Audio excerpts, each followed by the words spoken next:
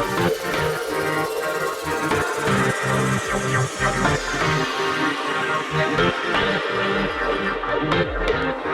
friends, welcome to Coding Host YouTube channel. In this video, I will show you program to find palindromic elements in an array in Java. So let's take an example that we have a 1D array in which we have 5 elements and we have to find out palindromic elements from this array. So I will write a program here. So in this program, first I will make a static void method. So I will write here public static void palindrome.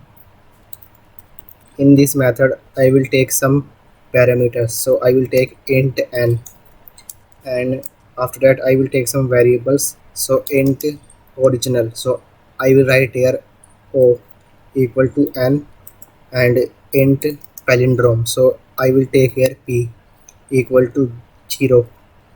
I will take a while loop while n not equal to 0, so in this I will write here int r equal to n modulus 10 and p equal to p into 10 plus r, and n equal to n slash 10, and after that I will take a if statement here.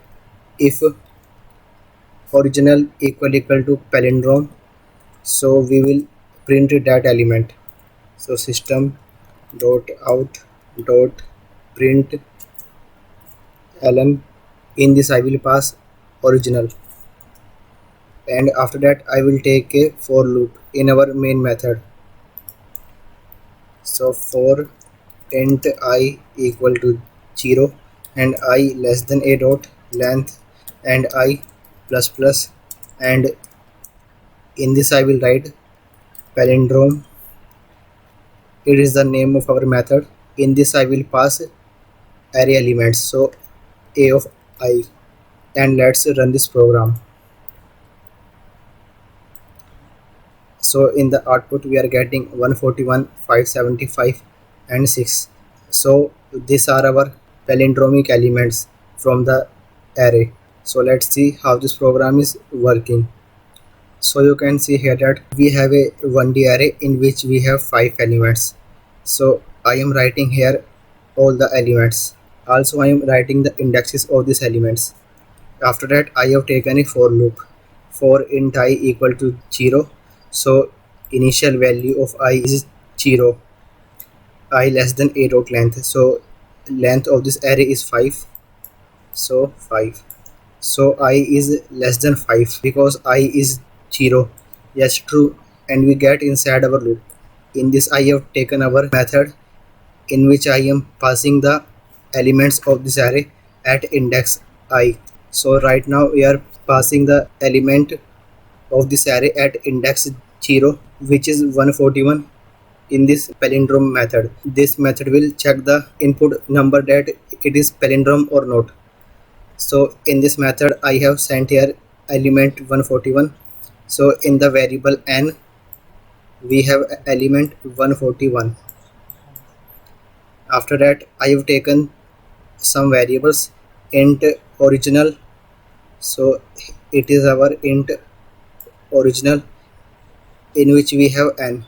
So in the original variable we have 141, and in the int palindrome variable, so in the palindrome variable we have 0. After that I have taken a while loop while n not equal to 0. So I am using this while loop to reverse our number int n, and after that I am storing it in this palindrome variable. So n is not equal to 0, n is 141, so yes, it is not equal to 0, so we get inside our loop. So int r equal to n modulus 10, so we will divide n by 10 and we will take out the remainder and store it in the r variable. So we get remainder 1 and I will store it in the r variable. So in the r variable we have 1. After that p equal to p into 10 plus r, so p is 0, so 0 into 10 is 0 plus r, and r is 1. So 0 plus 1 is 1. So in the palindrome variable we have 1. After that n equal to n slash 10. So we are dividing the n by 10 and we will store the quotient back in the n. So here is our quotient. So I will store 14 back in the n variable. So now in the n variable we have 14. After that it will again check that n not equal to 0. So yes, true, n is 14 and it is not equal to 0. So we again get inside our loop, and after that we again divide n by 10 and we will take out the remainder. So here we get remainder 4. So now we will store it back in the r variable. So now in the r variable we have 4, and after that p equal to p into 10 plus r. So in the variable p we have 1. So 1 into 10 is 10 plus r is 4. So 10 plus 4 is 14, and storing it back in the variable p. So now in the variable p we have 14, and after that n equal to n slash 10. So we will divide n by 10 and store the quotient back in the n. So here is our quotient 1, and we will store it back in the n variable. So now in the n variable we only have 1. After that it will again check that n not equal to 0. So n is 1 and it is not equal to 0. So yes, true, and we again get inside our loop, and here we again divide n by 10, and when we divide n by 10 we get 1 in the remainder. So in the r variable we get 1, and after that p equal to p into 10 plus r. So p is 14, and 14 into 10 is 140 plus 1. So we will get 141 in the variable p. So we get here 141 back in the variable p, and after that n equal to n slash 10. So we will again store the quotient. This time quotient is 0, and we will store it back in the n variable. So now n has 0 inside it. After that it will again check that n not equal to 0. You can see that n is equal to 0 because its value is 0. So this while loop will break, and after that we have a if statement. If original is equal to palindrome. So in the original variable we have the original value of the number we have taken. So in the original variable we have 141, and in the palindrome variable we also have 141. So original is equal to palindrome, so it means that 141 is a palindrome number. So this if statement is true, and in the output we will print 141, and after that we will go back in this for loop, and after that I plus plus. So now I will become 1,